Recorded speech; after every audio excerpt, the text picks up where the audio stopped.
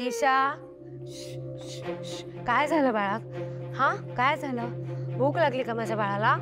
काय झालं? नाही नाही, रडायचं नाही, रडायचं नाही. काय ग? काय झालं? एवढी का रडतेय ती?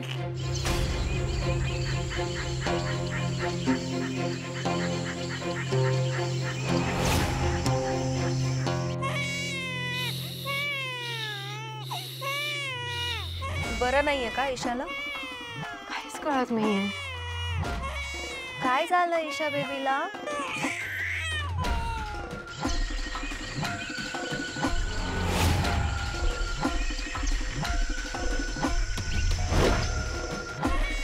आणि एवढ्या लहान बेबीला एवढं घाम काय येतोय?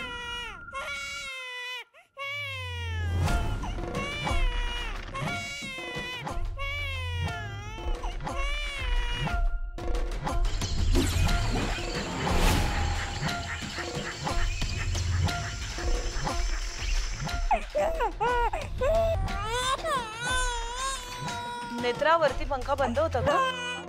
नाही. ताप आलाय का? नाही, ताप सुद्धा नाहीये. मग काय झालं नक्की सांग? काहीच नाही, म्हणजे दोघी पाण्यात खेळत होत्या. बस ईशाकडे लक्ष गेलं तर तिला खूप घाम आला होता, म्हणून मग मी तिला खाली घेऊन आणलंय. हो ग बाळा.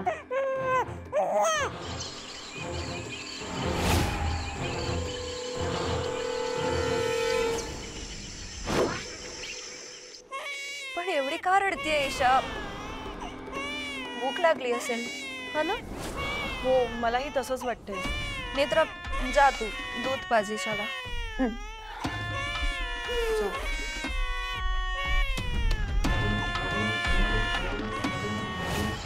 थांब.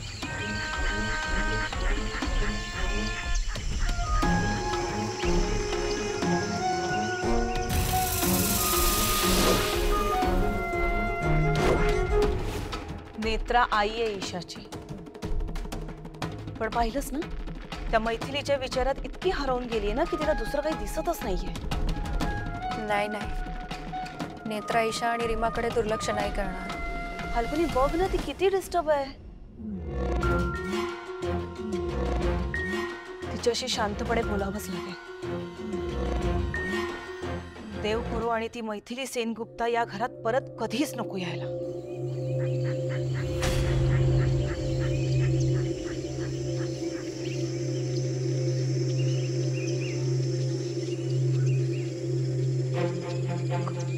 कौन है आप? आप जाइए, मेरे पास देने के लिए कुछ नहीं है, प्लीज जाइए आप.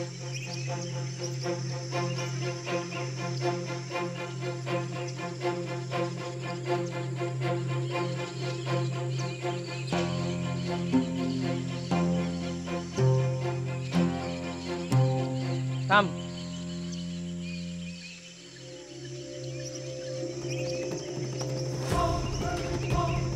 अब जाइए, मेरे पास कुछ नहीं है देने के लिए, प्लीज प्लीज जाइए आप. मी घ्यायला नाही, काहीतरी द्यायला आलोय. मला ओळखलं नाहीस?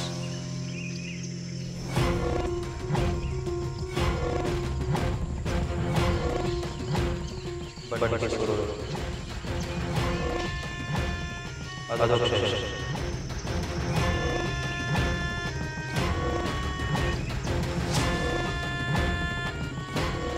नहीं नहीं, कशी आहेस मैथिली दीदी?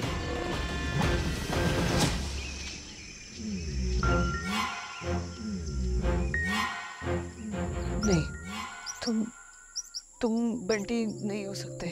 तुम बंटी बंटी नहीं है इस दुनिया में. पण तुम रुपालीने मर्डर केला त्याचा. हो, मला मारलं होतं. मी मेलो होतो, पण आता परत आलो. अशी एक गोष्ट आहे जी मला तुझ्यापर्यंत घेऊन आली. आपल्या दोघांचं रक्त एकच आहे. आता आपल्याला एक व्हायला हवं.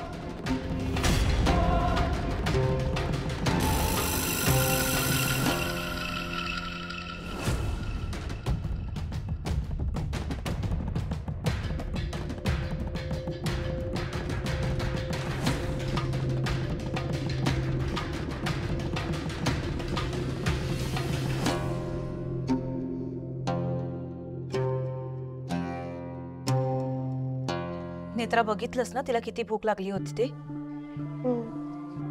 मग तुला समजलं कसं नाही? नेत्रा, तुला असं नाही वाटत आहे का की तू रीमा आणि ईशाकडे दुर्लक्ष करतेस?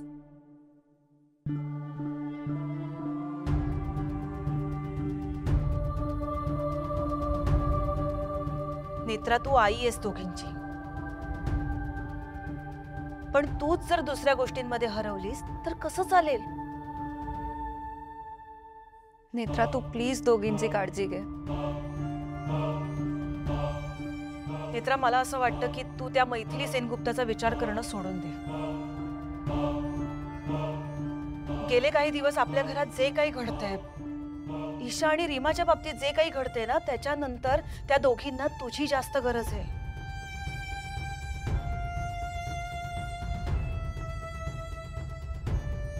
नेत्रा, हे बघ, तू एक उत्तम आई आहेस, त्यामुळे इतर कशाचाच विचार करू नकोस आणि फक्त बाळांकडे लक्ष दे. हा नेत्रा, बाकी सगळंच सोडून दे. तुझी प्रायोरिटी फक्त रीमा आणि ईशाच पाहिजे. काकू आणि ताई बरोबर बोलतायत. ईशाच्या बाबतीत काहीतरी विचित्र घडतंय. भूक लागल्यामुळे रडणं वेगळी गोष्ट आहे, पण ईशाला एवढं खांब का आला असेल? नक्कीच काहीतरी वेगळं कारण असेल. नेत्रा, तू परत त्या बाईचाच विचार करतेस ना? नाही, तसं नाहीये. नेत्रा, प्लीज प्लीज त्या बाईचा विचार करणं सोडून दे. पण मैथिली मावशी अजून का आल्या नाही आहेत? एव्हाना देवळातून यायला हव्या होत्या.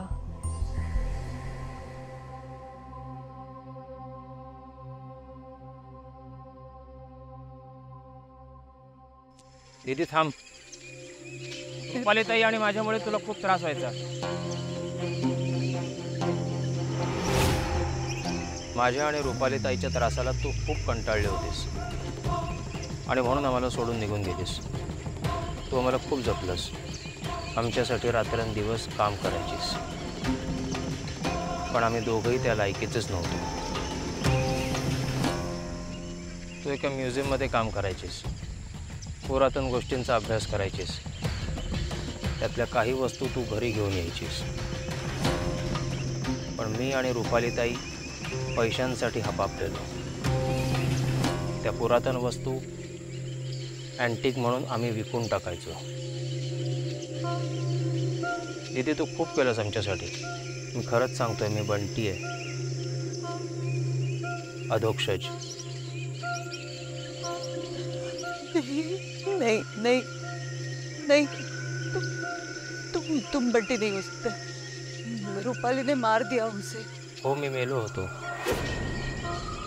पण आता मी परत आलोय. असं समज की इतक्या वर्षांची ओवाळणी बाकी आहे आणि तीच ओवाळणी द्यायला मी इथे आलोय. तुला आठवतंय, लहानपणी मी तुला 1 रुपया ओवाळणी म्हणून द्यायचो. तो 1 रुपया मी तुझ्याच पर्समधून घेतलेला असायचा. तुला ते माहिती असायचं, पण तू ते मला कधीच जाणवू दिलं नाहीस. पण आज मी तुला खूप मोठी ओवाळणी देणार आहे.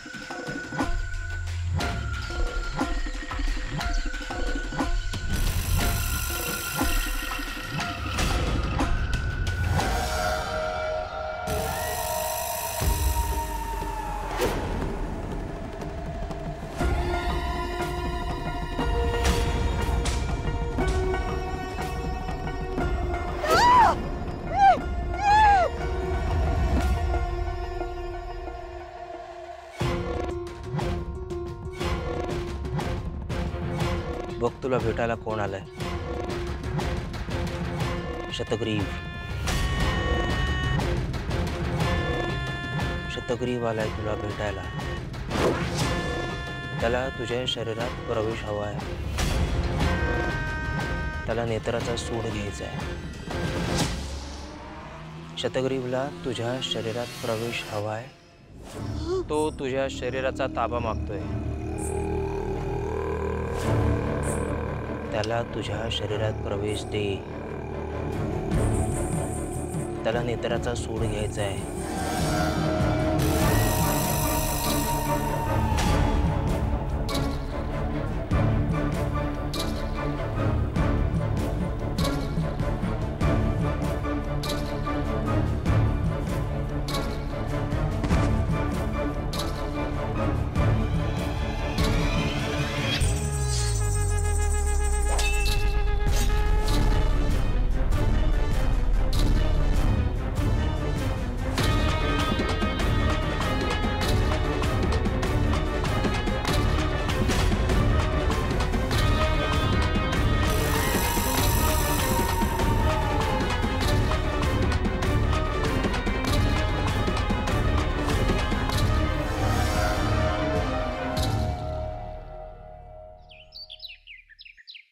ती लँड पुण्यापासून आउटस्कट्समध्ये आहे.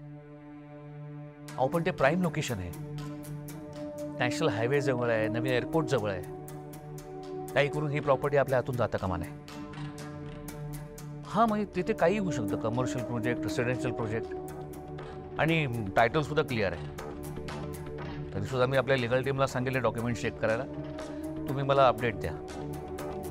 ठीक आहे. भाऊजी कॉफी. थँक्यू. एक सांगू, बोल ना.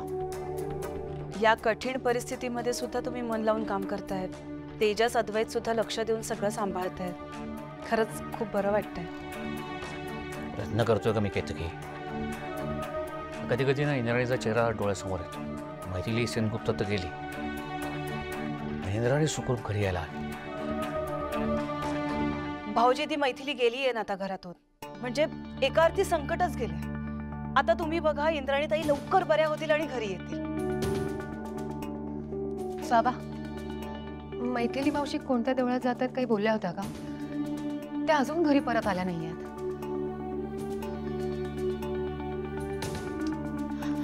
बाबा प्लीज सांगा ना, काही बोलल्या होत्या का त्या? प्लीज काहीतरी बोला. नेत्रा, तुम्ही आधीही सांगितलंय त्या बाईशी मला काही घेणं देणं नाहीये. मला त्याविषयी चर्चाच करायची नाही. बाबा असं नका ना करू. निदान मला एवढं तरी सांगा की तुमचं शेवटचं काय बोलणं झालं होतं. त्या काही बोलल्या होत्या का निघताना? बाबा बाबा प्लीज सांगा. ती बाई घर सोडून निघून गेली.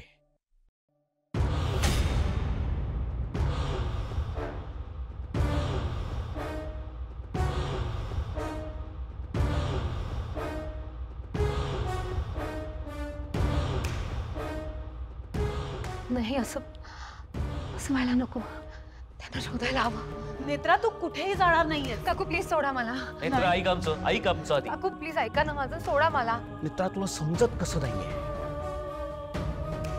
ती बाई इंडिपेंडेंट आहे, एज्युकेटेड आहे, PhD होल्डर आहे. ती बाई ती एकटी जगू शकते. तिचं जे काही आयुष्य विस्कळीत झाले ते सुधारू शकते. तू त्या बाईचं टेन्शन घ्यायची गरज नाहीये. बाबा तुम्हाला कळत नाहीये, मैथिली मावशींनी कितीही शिक्षण घेतलं असलं, त्यांच्याकडे जगण्यासाठी कुठलंही कसं बसलं तरी त्या आता आधीसारखं आयुष्य नाही जगू शकत. नेत्रा, तिचं तिला बघू दे ना. काकू, मी फक्त मैथिली मावशींसाठी नाही बोलत आहे. मला आपल्या कुटुंबाची काळजी आहे म्हणून मी बोलते. या सगळ्यात आपल्या कुटुंबाला त्रास होऊ शकतो. आम्ही जेव्हा कलकत्त्याला गेलो होतो तेव्हा तिथले पोलीस अधिकारी अद्वैत साहेबांना अटक करत होते. पार्थो सेनगुप्ता आणि ठाकूबांच्या खुनाच्या आरोपाखाली. जेव्हा त्यांच्या डोळ्यासमोर सगळं घडलं ना, जेव्हा शतकरीने मैथिली मावशींचं शरीर सोडलं, तेव्हा त्यांचा विश्वास बसला आणि त्यांनी केस बंद केली.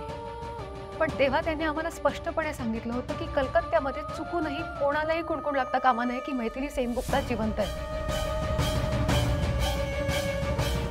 आता समजा मैथिली मावशींना कोणी बघितलं आणि चुकून जरी कोणाला शंका आली की त्या जिवंत आहेत, तर पुन्हा तपास सुरू होईल आणि ह्या वेळेला आपण सगळे अडकू त्यामध्ये.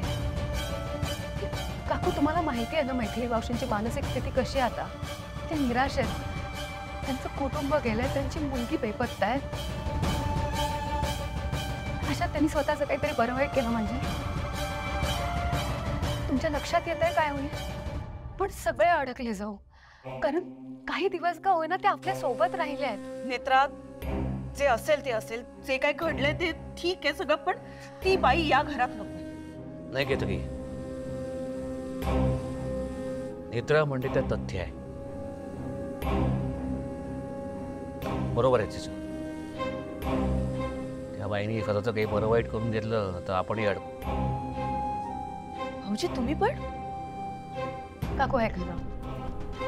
मी काय म्हणते, तुम्ही फक्त थोडा वेळ बाळांजवळ थांबा, मी जाऊन शोधते त्या. नेत्रा, तू जाऊ नकोस, मी जातो ना. भाऊजी पण खरंच गरजेचं आहे का? हो, गरज आहे.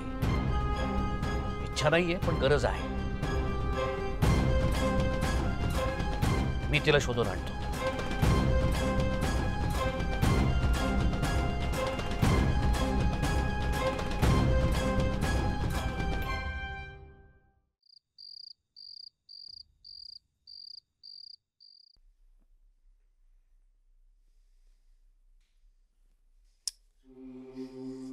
मला ना नेत्राचं खूप टेन्शन आहे. ते पूर्ण दिवस मैथिलीच्या विचारमध्येच असते.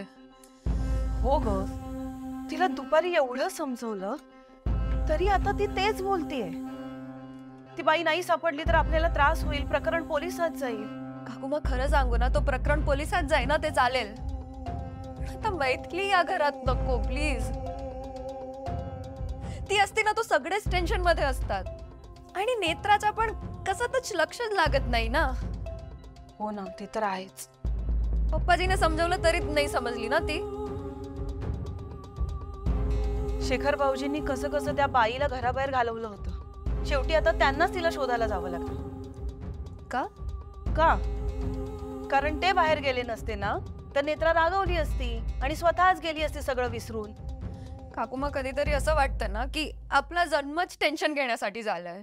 एक नाही तो दुसरा, दुसरं नाही तो तिसरं. सगळं टेन्शन कमी होतं का की आता हे पण? खरंय. आणि आत्या सासुमा पण कोमात आहे ना. जगू शकणार की नाही ते पण माहिती नाही. नेत्राने नेमकं त्याच बाईला घरात आणलंय जिच्यामुळे इंद्राणी ताईंच्या जीवन मरणाचा प्रश्न उभा राहिलाय. मला खात्री आहे इंद्राणी ताईंना ना हे सगळं नाही आवडणार, कधीच नाही. बराबरच. आता बस भगवान करे आणि परत मैथिली या घरात यायला नको.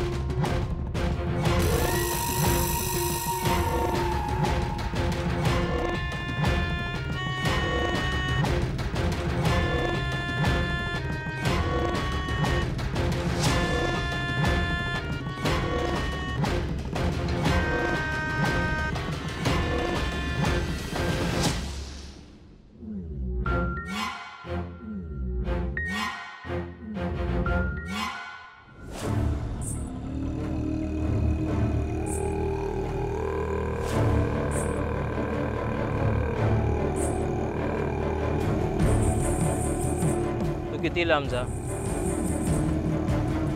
मी तुला गाठणारच. कारण शतग्रीव होणं ही तुझी नियती आहे आणि नियती बदलता येत नाही. तू शतग्रीव होणार, या नियतीपासून तुला पळता येणार नाही. आपला शत्रू असलेल्या राजाध्यक्षांच्या घराचा तू आधार घेतलास त्यांनी बंधुराज विरोचकाची हत्या केली, पण आता राजाध्यक्ष कुटुंबाला संपवण्याची जबाबदारी तुला पार पाडावीच लागेल.